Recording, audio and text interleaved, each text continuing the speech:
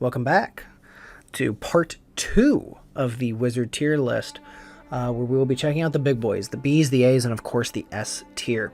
We ended up here at the enchantment school at C tier, so let's just go right on in. I'm excited. Let's go right on in here. Moving on. Now, I was going to end it here in my first video, but I had a much bigger, I've kind of edited this video a little bit. I had a much bigger slide with way more writing. And just the more I looked at it, the more I was just like, like that's giving me an aneurysm just reading it, let alone trying to talk all the way through it. So I'm just going to circle it all here. So this is in C tier, I will say. So I may have kind of lied to you a little bit. All right? We're going to take a little bit of a side tour here and talk about one last C tier here, which is Order of Scribes. But to put it simply, long story short, Order of Scribes, you create a semi-conscious spellbook that lets you cast spells from it, remember arcane things more often, and saves your life at the cost of spells at your capstone at 14th level. It's not bad, but it's a lot like the Trickster Cleric, where it's like, oh, look, you can cast spells from somewhere else. Great, all right, maybe, I mean, it does give me a little bit cooler things, because, you know, maybe I, as a wizard, I do have such a pathetic AC and hit point pool that, you know, I can be in the other room. I don't even have to step in the door. I can just send my little, you know, semi-conscious spellbook in there, and it can go do shit.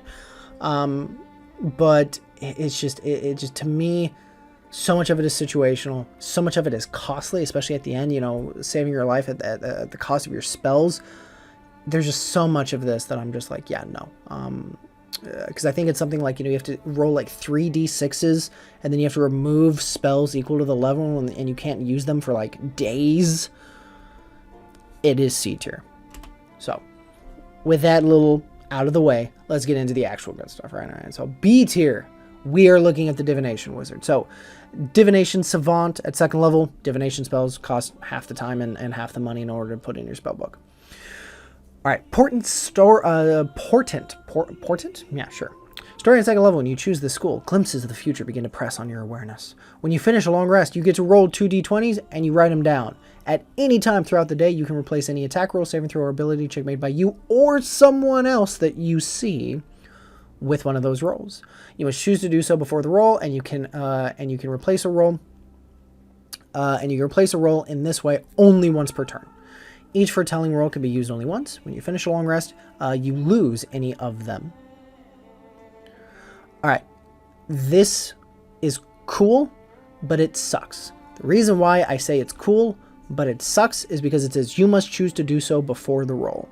Which means that if, say I have like, you know, a 17 or a 16, and I'm like, okay, I'm going to use that for one of my attacks on my you know, Firebolt cantrip. Like, okay, I'm basically guaranteeing that it's going to hit, because most things at 2nd level are probably not going to have an AC of 16. But what if that 16 would have really come in handy later with, say, a saving throw or an ability check? And for all I know, I mean, I have a 5% chance of rolling, you know, any number on my d20. So it's like, you know, statistically, yes, I have more odd of rolling below a 16. But what if I would have rolled a 16 or 17 or 18 or 19 or nat 20? You know, the fact that it's like you have to choose before the roll, I kind of wish it was after. Like, because especially like when you consider, like, say, like the lucky feat. Like, anybody can take the lucky feat, and the lucky feat says that you can wait until after the roll, look at it and go, nope, that sucks. You know, I think it's worded like you have to tell before it fails. So basically you roll it, and immediately, as soon as you see that the number is low, you're like, lucky feat, re-rolling. I wish I could do that here. I wish the Divination could do that, because if we're willing to give it to a fucking feat, why can't the Divination Wizard do it? Alright, Expert Divination. Beginning at 6th level, casting Divination spells comes so easily that it expends only a fraction of your power. When you cast a Divination spell of 2nd level or higher using a spell slot, you regain 1 expanded spell slot. The slot you regain must be of a level lower than the spell you cast and can't be higher than 5th level. Situational at best. Divination School is one of the smaller schools. There isn't that many wizard divination spells. You're not a cleric, sorry. So what you're going to find is that if you're using really big spell slots to use divination, you're probably not doing things like, say, you know, casting banishment or fireball or lightning bolt or haste or any of the good stuff. And to regain a spell slot lower than that, very situational. Alright, Third Eye. At 10th level, you can use your action to increase your powers of perception. When you do so, choose one of the following benefits, which lasts until you are incapacitated or take a short or long rest. You can't use this feature until you finish a short or long rest. Dark Vision. You gain Dark Vision out to a range of 60 feet. Ethereal Sight. You can see into the ethereal plane within 60 feet. Greater Comprehension. You can read any language. See Invisibility. You can see invisible creatures and objects within 10 feet of you and are within a range of sight. These are nice.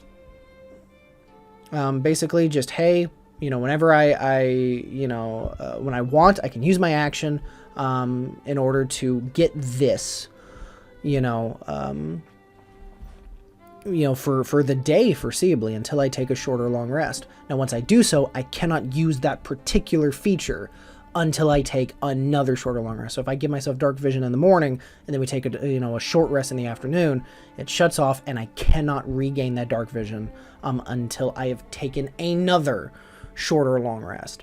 At least that's the way that I'm reading it here.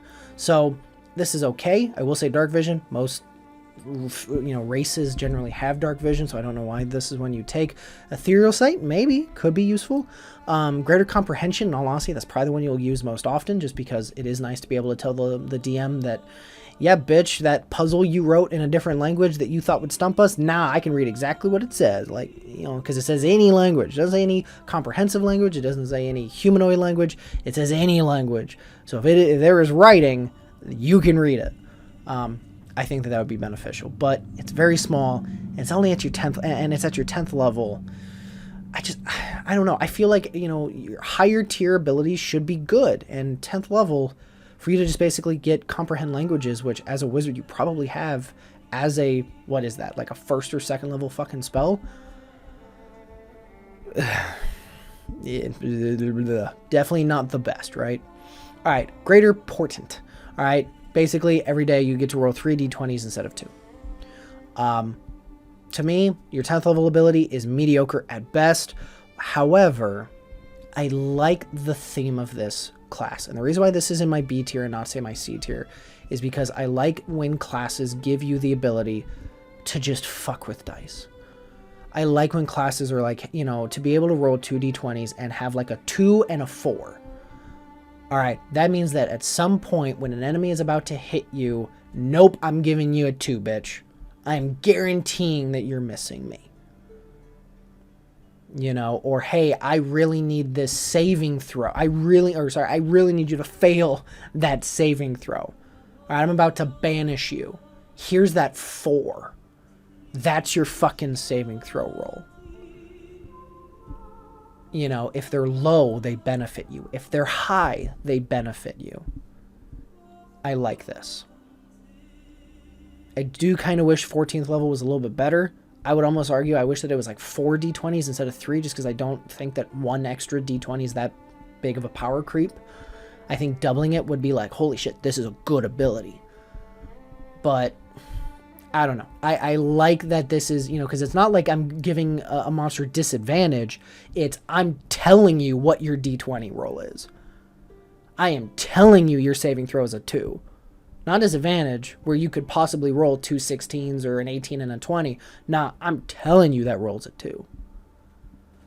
This is why, that ability alone gives this class into B tier, in my opinion. When you are a spellcaster that relies so heavily on saving throws, rolling low helps you, rolling high helps you. So definitely B tier.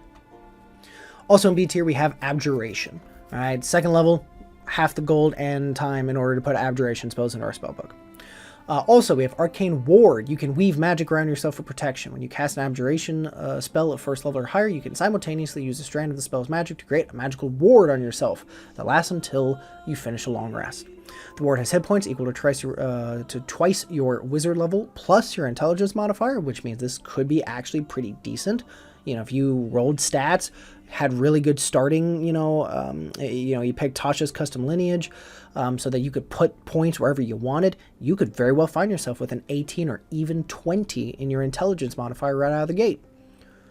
So we're at a 2nd level, we get temp HP, in a way, temp HP. This ward gets 7 hit points, which at 2nd level could be like, 60-70% of our hit points we have right now, right? So, this is really, really solid early.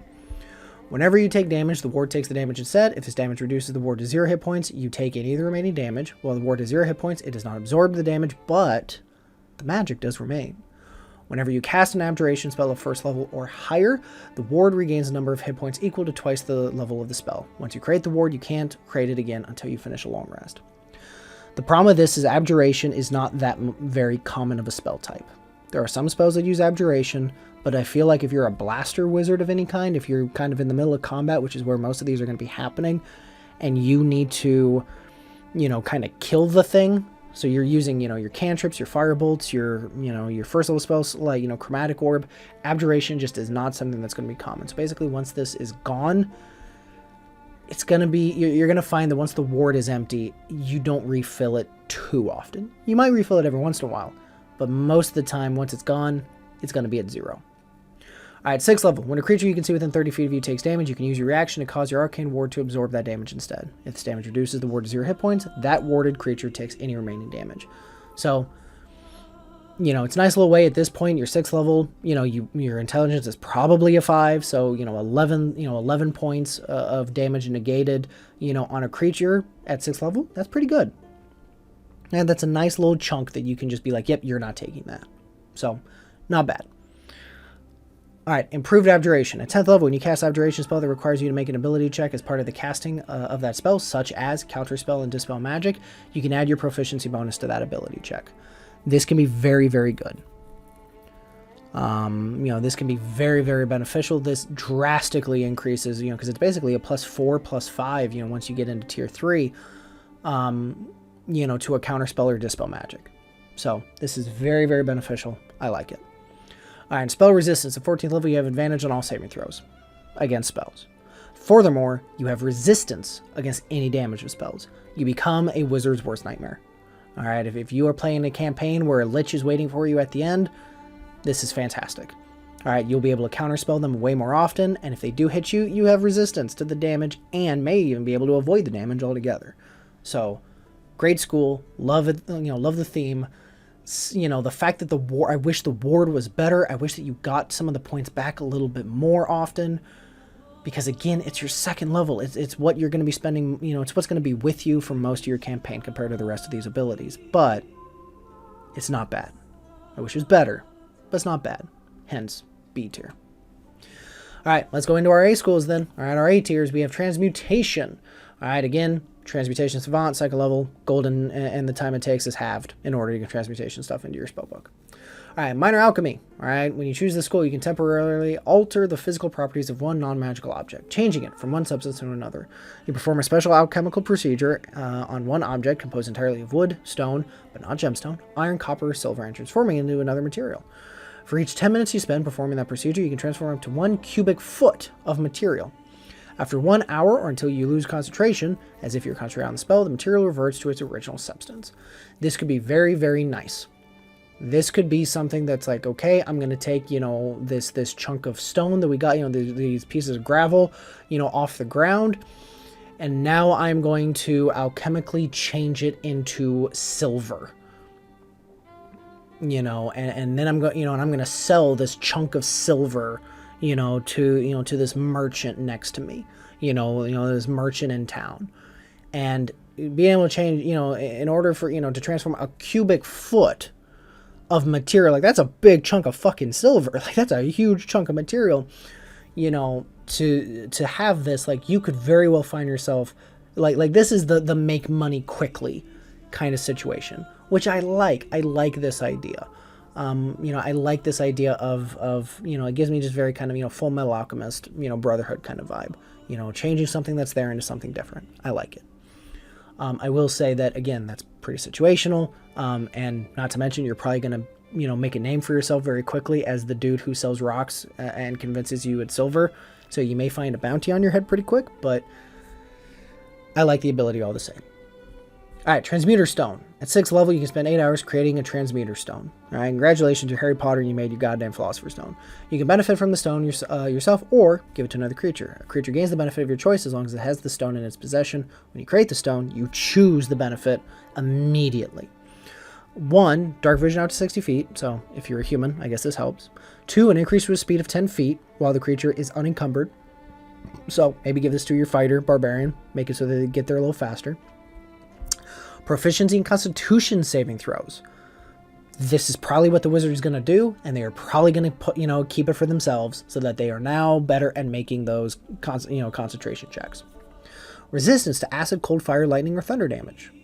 Your choice whenever you choose this benefit. So maybe if you're going into a situation like, hey, I know we're going into Rime of Frostmaiden, I'm setting my goddamn thing to cold damage. Could be beneficial.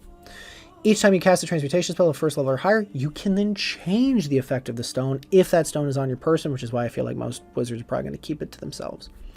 If you created a new Transmuter Stone, however, the first one ceases to function. This is good. This is really good. All right, the earlier version, the Dark Vision now 60 feet, not so much. The 10 feet to a creature, probably not what you're going to take. But the proficiency to con saves, the resistances to damage, those alone make this very good. And the fact they do give us the ability to change the stone's type. Granted, I have to use the Transmutation spell, which means I have to be very specific, but it's not bad. This is good. All right, this is a good, solid ability. I enjoy it. I like it. We're starting off. We're starting off strong. All right, Shape Changer. At 10th level, you add the Polymorph spell to your spellbook. If it is not there already, you can cast Polymorph without expanding a spell slot. When you do so, you can target only yourself and transform into a beast whose challenge rating is 1 or lower. Once you cast this Polymorph in this way, you can't do so again until you finish a short or long rest, though you can still cast it normally using an available spell slot. I like that it makes it so that I, the wizard, do not have to go out and find the Polymorph spell if my DM is someone who is kind of stingy with what spells I can go out and find out in the world. Because Polymorph for me is one of the best spells in the fucking game. Now, the fact that it can only, and I do get to use it without a spell slot, but if I do so, I can only target myself, and I must use a beast, and that beast must be a challenge rating of 1 or lower. I don't like all of that. I don't. I would have been okay if it said could only target myself, but I don't like the fact that it says beast of challenge rating of 1 or lower. I am not a fan of that. I don't understand why I have to follow that rule. Especially when you read abilities that come out in Tasha's, especially when you look at all these other classes and what they get at their, second to last ability. Go read, what some of the paladins get at their second to last ability, right? Like the fact that this is what they get at 10th level. I like that I get Polymorph. I like I can cast without a spell slot, and I can do so every short or long rest, but I guess I will say, though, the one saving grace for it is that it does not say that I cannot do so to a creature, a beast that has no fly speed. So it does let me change into birds, and things of swim speed of, challenge rating 1 or lower. So I guess it's not horrible, but this is the first ability so far that I'm like, yeah, I really wish it was worded different. All right, Master Transmuter. 14th level, you can use your action to consume the reserve of Transmutation magic stored within your Transmuter Stone in a single burst. When you do so, choose one of the following effects. The Transmuter Stone is destroyed and cannot be remade until you finish a long rest. 1. Major Transformation. You can transmute one non-magical object, no larger than 5 foot cube, into another non-magical object of a smaller size and mass and of equal or lesser value. You must spend 10 minutes handling the object to transform it. I guess, like, this, this is something that, like, at 14th level, like, you turn literally anything that is a 5 foot cube from one thing into something else that is of similar size and mass, and of equal or lesser value. I will say I do hate the lesser value because that is something that our Minor Alchemy did not have a stipulation of. So it's like, well, so you can't do the whole, like, I'm going to change 5 feet, 5 foot squared of wood into gold. I can't do that. But, hey, this, if you're creative, there is no limit to your creativity. So if you're somewhat creative, you probably come up with something cool with this. All right, Panacea. You remove all curses, diseases, and poisons affecting your creature that you touch with the Transmuter Stone. The creature also regains all its hit points. This is very nice. This is a very, very nice, like, hey, oh shit, our barbarian just went down. Things are going bad. Don't worry, guys. I can do something with this. Use your action, touch them, and now instantly you remove all the harmful things that have happened, and they are back up with full hit points. Really, really solid. All right, Restore Life. You can cast the Raise Dead spell on a creature that you touch with a Transmuter Stone without expanding a spell slot or needing the 500 gold piece diamond in order to do it. Another good choice. Restore Youth. You touch the Transmuter Stone to a willing creature, and that creature's apparent age is reduced by 3d10 years to a minimum of 13 years. This effect doesn't extend the creature's lifespan. So, you know, this is a way that, you know, if you know, I guess if you're someone who's very, very vain and you really want your character to look, you know, like a you know, 22-year-old hottie their whole fucking life, then here you go. You know, here's your ability. The last one and the first one of this list is not so great, but the Panacea, the Restore Life, you know, Raise Dead, all of that, like, those are good. So we do have some hope here. This is why this class is an A tier for me. All right, also an A tier, I have Conjuration School. All right, Conjuration Savant, half the time and gold for Conjuration spells. Minor Conjuration, second level. When you select this school, you can use your action to conjure up to an inanimate object in your hand or on the ground in an unoccupied space. You can see within 10 feet of you. This object can be no larger than 3 feet on a side and weigh no more than 10 pounds, and its form must be that of a non-magical object that you have seen. The object is visibly magical, radiating dim light out to 5 feet. The object disappears after 1 hour when you use this feature again, or if it takes or deals any damage. I think that this is something that if you're creative, you might be able to say, you know, to summon, to conjure up a gemstone that looks, you know, beautiful, has an unnatural shine to it, you know, and you might be able to sell it off and make some gold or something. You know, and again, disappears after an hour. That's enough time for you to fucking get away, right? Anything else, I don't think it really comes into use. So very much kind of starting off with my transmutation ability. But we get better, promise. All right, Benign Transportation. Starting at 6th level, you can use your action to teleport up to 30 feet to an unoccupied space that you can see. Alternatively, you can choose a space within range that is occupied by a smaller medium creature. If that creature is willing, you both teleport and swap places. Once you use this feature, you can't use it again until you finish a long rest, or you cast a Conjuration spell of 1st level or higher. If you are going Conjuration School, you are using Conjuration spells. So don't think that this is something that is awful, right? Like this is, you know, you will be using Conjuration spells because you're a Conjuration Wizard. You're probably not spamming blaster spells as often. So you will get this ability back multiple times. I love when I can teleport. I love when it, you know, because to me teleport means that all I have to do is see it and I can go there. So if there's so much as a sliver of a crack in a wall, if I can see into the next room, I can teleport there. It's not like, you know, if there's a barrier, I can see through the barrier, I can go there. I like that. And the fact that it's not a spell means it cannot be counterspelled. I almost am guaranteed to be able to get out of whatever situation I'm in and go into someplace else. I like that. And the creativity to be able to go, okay, what if I'm in a really bad situation because the big bad has figured out that, oh, that big nasty barbarian over there, yeah, fuck him, I'm not going over there. I see the squishy wizard, I'm running over there and fucking him up. And then you just smile, give a little bit of a wave and go, yeah, you just fucked yourself, and then just bamf yourself and the barbarian and switch places, and now all of a sudden, here you are. Like, I like that. I love that vibe. Right, this gives me so much, you know, like Minato second Hokage fucking shit from Naruto. I'm a big anime guy, right? A lot of my shit fucking comes from anime, right? But yeah, I love the vibe of this.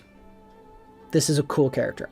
Conjuration might be one of the next builds I make because I think Conjuration is such a cool thing. All right, Focus Conjuration at 10th level. While you are concentrating on a Conjuration spell, your concentration cannot be broken as a result of taking damage. Congratulations, this literally, I love it. This is so fucking good. It's not advantage, it's not bonus, it's literally, you can fucking slap me across the face as much as you want, you big dick motherfucker. I will still be able to summon my big things and they will keep hurting you. To not have to, because if you're a Conjuration Wizard, your concentration is on a Conjuration spell. So the fact that you get to do this and not have to worry at all about breaking concentration, I love it. I absolutely love this. All right, Durable Summons. At 14th level, any creature that you summon or create with a Conjuration spell has 30 temporary hit points. That is good.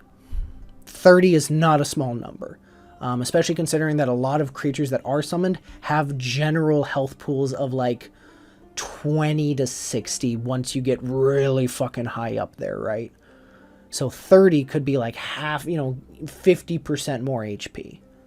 30 is not a small number. That is, you know, at 14th level, that's like being able to tank, you know, 2, maybe even 3 hits. Maybe closer to 2 at 14th level. But still, to be able to tank 2 fucking hits more and still be going, anything that keeps our conjurations alive, that keeps our conjured things alive, I'm all about. So, no, this is a fantastic class. All of its abilities, it may come out, you know, kind of stumbles out of the ground a little bit at 2nd level, but as soon as you hit 6th level, you're fucking having a blast. And the rest of it, all the more.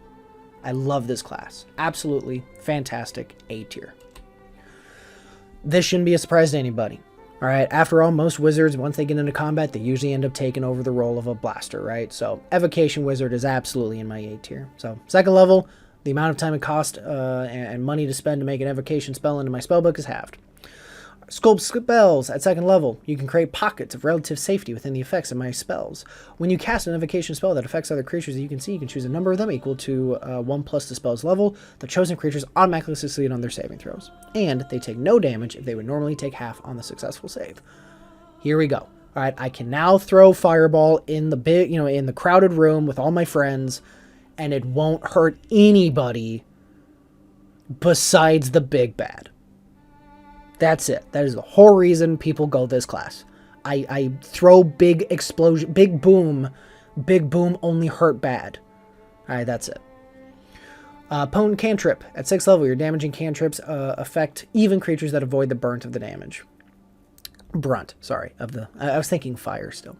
When a creature succeeds on a saving throw against your cantrip, the creature takes half of the cantrip's damage, if any, but suffers no additional effects if the cantrip were to say otherwise, such as, you know, things like Chill Touch, Ray of Sickness, etc., etc. Ray of Frost, etc., etc. This isn't bad. Again, if we're going with Blaster, you may find yourself, you know, having to kind of toss out the occasional cantrip to be able to be like, hey, at 6th level, you're taking either 2d10 firebolt damage or half of firebolt damage compared to all or nothing. It's not bad. I wish that we got something else, and I guarantee you that if this was a class found in Tasha's, I guarantee we would find another ability at 6th level as well. But we don't, so it's not bad. It just seems a little vanilla. A little like, hey, your cantrips don't absolutely suck if they miss. But, yeah. Anyway, Empowered Evocation. At 10th level, you can add your intelligence modifier to 1 damage roll of any wizard evocation spell that you cast. Not bad. Alright, this allows us to pull a warlock and add our modifier, our attacking modifier, to our cantrips, because odds are the cantrip you're using is probably an evocation cantrip. But it also lets you add it on any other, you know, spell that's doing damage, basically. So, not bad. Alright, it's not, you know, it's not the worst, but I like it. Overchannel. At 14th level, you can increase the power of your simpler spells. When you cast a wizard spell of 1st through 5th level that deals damage, you can deal maximum damage with that spell. Fucking phenomenal. 8d6. 48 damage, bitch. Just take it. I love it. The first time you do so, you suffer no adverse effects. If you use this feature again, I take 2d12 necrotic damage for each level of the spell, immediately after I cast it. Each time you use this feature again before the long rest, the necrotic damage increases by 1d12. This damage ignores resistance and immunity, so there's no way to avoid this damage. I like it. I love it, in fact. I love this ability because it gives us such a strong thing. To be able to just say, yeah, I cast a 5th level goddamn fireball at you. That is 10d8. That is 80 fucking points. Or 10d6s, sorry. That is 60. Why the fuck did I think 8? It's because fireball 8d6. I imagine the 8 in my head. Sorry, that is 10d6. That is 60. That's still not fucking bad, right? That is 60 points of damage. You just fucking take. All of you. Everything in range. You take 60 points of damage. Go fuck yourself. And I take no effect from that. But then I can still do it later. And 2d12, like, you know, everyone kind of sees the, you know, the number d12 and you're like, oh shit, that's a lot of damage. The average of d12 is 6.5 or 7. So you'll be taking on average like 13, 14 points of damage. You take on average 13, 14 points of damage and deal 60? Bitch, you think that's not fair? Like, I'll make that trade any day. Now, once you get, say, maybe 3, 4, 5 d12 of damage, now we might be getting into a ballpark that we might want to avoid. But still, in my mind, this is an ability that you would be able to use 2, maybe even 3 times before needing to take that long rest. And it doesn't say I can't heal this ability. So maybe you and the cleric kind of come up with a nice little plan of like, hey, fucking stay within cure wounds range of me, because I'll do the blasting, you keep me on my feet. And if that works out, like, you'll be able to pump out so much damage. So I love it. Oh, and technically it'd be 65 because, you get to add your intelligence modifier. Fantastic class, definitely A tier. All right, that leads us here to our final, all right, our S tier class. Now, I will say this is a matter of contention, and I almost gave it to the Evocation Wizard. Almost.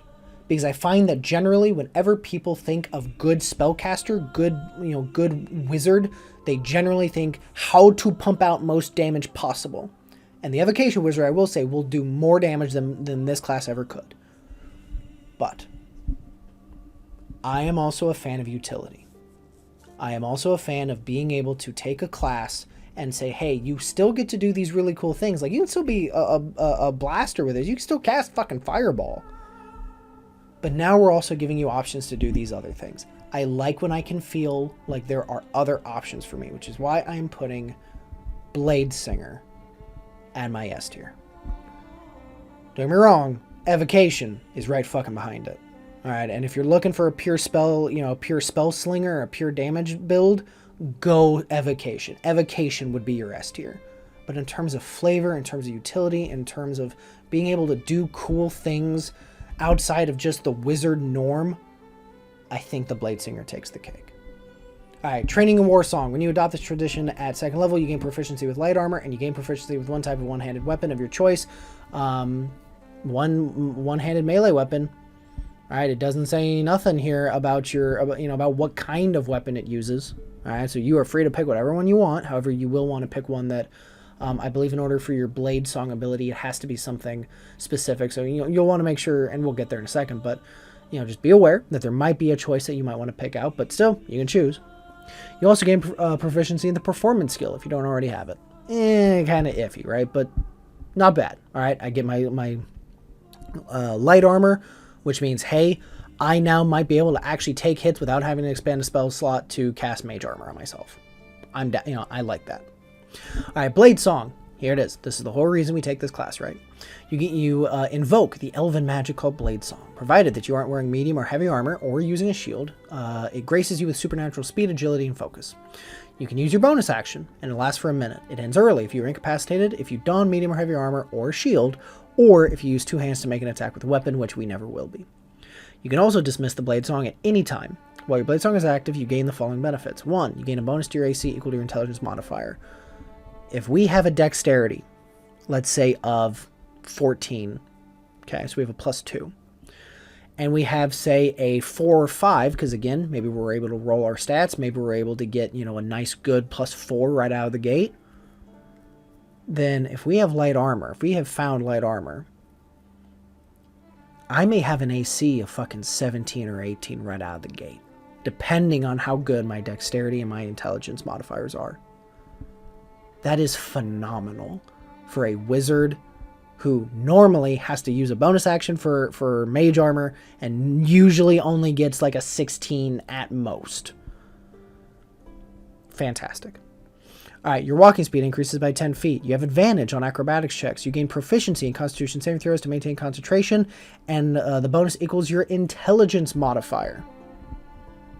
So again, we get this nice bonus. If your intelligence is a 3, 4, maybe even higher, I don't know what you fucking started this, campaign with. Maybe you rolled stats and got that lucky. Maybe you had that 17, stat. You put it in your intelligence. You took, high elf or wood elf, put the +2 in intelligence, got that to 19, and went variant human or some shit, got a feat, and get a +1 in there, right out of the gate. Now you're looking at 20. Or at level 4, you get 20. Like, this is fantastic. So you get a let's say 3 or 4 to our Constitution saving throws to maintain concentration. I like it. You can use this feature a number of times equal to your proficiency bonus, and you regain all expended uses when you finish a long rest. Again, a number I don't have to worry about increasing myself. It will increase naturally as we play. All right, extra attack. At 6th level, you can attack twice instead of once. Whenever you take the attack on this turn, you can cast one of your cantrips in place of one of those attacks. And thanks to Tasha's, we have some really, really good cantrips that deal damage with the weapon we have in our hand plus something. So the fact that we may be able to use this and do more damage than the weapon we have in our hand as well, I'm all about it. I love it. Song of Defense. At 10th level, you can direct your magic to absorb damage. When you take damage, you can use your reaction to expand one spell slot and reduce the damage to you by an amount equal to 5 times the spell slot level. You're a wizard. Every short, or once a day on a short rest, you can regain half of your spells level and spell slots anyway. So maybe you just constantly keep, refreshing a couple of seconds in a first. Because 5 times that spell level, fucking 1/3 level, spell slot, 15 points of damage, you just negate. 4th level, 20. And you can keep doing it. Great ability. Alright, Song of Victory. At 14th level, you can add your intelligence modifier to the damage of your melee weapon attacks while your Blade Song is active. This is the first time where I feel like we finally get to something that we fall flat. I wish that this was more. I wish that, this is something that, like, to be honest, once I got to 10th level, I would probably have multi-classed or started multi-classing into something else. Because 14th level to add your intelligence to your melee weapon, it is +5, I will say that, to an attack that is probably, if it's, a weapon that is using our dex, may only have, like, say, a +3 to it. So it's a +3 and not a +8, which it would be at 14th level, if it was benefiting from our intelligence as well. But that is so situational, and again, there are cantrips that do, like, D8 plus weapon damage. So it's like there are ways to already increase it. Yeah, right? Like, it's just a big eh. This is where it falls flat, and this is where I'm like, I'm willing to say that, this may not be the single best wizard class, but what I will argue is that I think that this gives us so much cool utility. This gives us so much fun stuff to do. It lets us wear armor. It lets us use a weapon. How many times have you been in a campaign and every time the DM throws out their magic items, their armors, their weapons, their things that you look at and go, yep, I'll never fucking touch it. Now you can use it. The Blade Song feature, now you can be a blaster if you want. You can still cast Fireball. Granted, you may not have the Evocation ability, but you can still fucking cast 8d6 at 5th level. You can still be a blaster, only now if the fight gets close range, if you happen to be in a situation where, shit, I'm almost out of spell slots, I'm not useless. I go into my Bladesinger form, and I'm still able to have a decent AC, decent armor, and still be able to do all these cool things. I can still contribute to the party. This, to me, is the worst part of the wizard, is because the wizard, as soon as they get into close range, as soon as they're in a situation where they don't have the spell slots, then all of a sudden their utility drastically decreases. Here, it fixes it. The Bladesinger gives us a wizard that says, you will never catch me in a bad situation. You close the gap, fine, Blade Song. You're at a distance, Lightning Bolt. Finger of Death. Blight. Plane Shift. Banishment. To me, the Bladesinger fixes the thing that so many wizards suffer from, and that is why, I argue, it is my S tier. Alright, that is it for this video. Again, to be honest, you could make an argument that the Conjuration could almost be your S tier, given how crazy some of the Conjurations could be. You could definitely make the argument that Evocation, if you're going with a blaster, Evocation Wizard, you definitely can't go wrong with, could be S tier. But whatever the case, whatever the situation, I hope you enjoyed the video. I hope you liked it. We only got one left. I will not be doing an Artificer tier list, so I will be ending with Warlock, which is the last one we got going on, which will be the next video that I pump out. So it should be whatever day this video comes out. It'll be the day after. But whatever the case, I hope you enjoyed the video. I hope you learned something. Maybe you agree with me. Maybe you agree with me. Maybe you don't. But whatever the case, I hope you enjoyed, and I will catch you next time.